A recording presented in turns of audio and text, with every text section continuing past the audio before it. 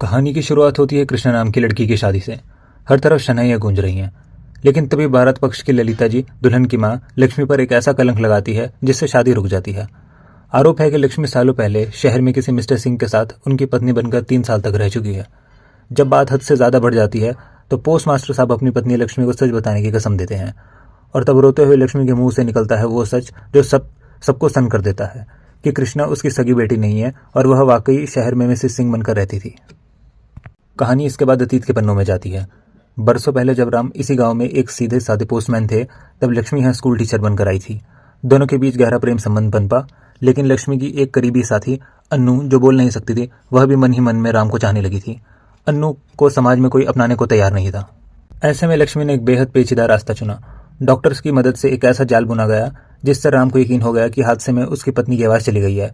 क्योंकि अन्नू पहले से ही गूंगी थी, राम को कभी शक नहीं हुआ और उसकी शादी लक्ष्मी की जगह अन्नू से करवा दी गई। लेकिन जब राम को इस धोखे का पता चला तो वह लक्ष्मी पर बुरी तरह भड़क उठा और उसने इसे जिंदगी का सबसे बड़ा विश्वासघात माना। इसी भारी टकराव के बाद लक्ष्मी हमेशा के लिए गाँव छोड़कर चली गई। शहर के एक स्कूल में अकेले सुरक्षित रहने और नौकरी पाने के लिए उन्होंने खुद को मिसेस सिंह के झूठे नाम से दर्ज करवाया। इसी शहर के दौर से जोड़ा था कृष्णा की परवरिश का वो गहरा राज जिसे लक्ष्मी ने बरसों तक अपनी सीने से दबाकर रखा था।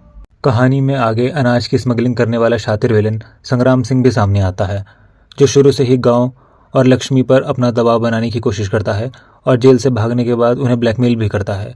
उसी उठापटक के बीच लक्ष्मी एक हादसे का शिकार होकर कुएं में गिर जाती है। उन्हें बचाने की कोशिश में सूरदास नाम का एक नेत्रहीन व्यक्ति अपनी जान गंवा बैठता है। मंडप में जब लक्ष्मी की यह पूरी दर्द भरी और मजबूरी से भरी दास्तान सामने आती है तो राम और वहां मौजूद हर इंसान की आंखें भर आती हैं। राम को आखिरकार यह एहसास होता है कि लक्ष्मी ने जो भी रास्ते चुने या जो भी झूठ बोले, उनके पीछे कभी किसी का नुकसान पहुंचाने की नीयत नहीं थी। राम भरी बिरादरी के सामने लक्ष्मी को निष्कलंक और अपनी सच्ची पत्नी स्वीकार करते हैं। कृष्णा भी उनके अपनी मां मानकर गले लगा लेती है और सारी गलतफहमी खत्म होने के बाद शादी खुशी खुशी संपन्न हो जाती है। आपको यह कहानी कैसी लगी? कमेंट्स में अपनी राय बताएं और चैनल को सब्सक्राइब करके सपोर्ट करें।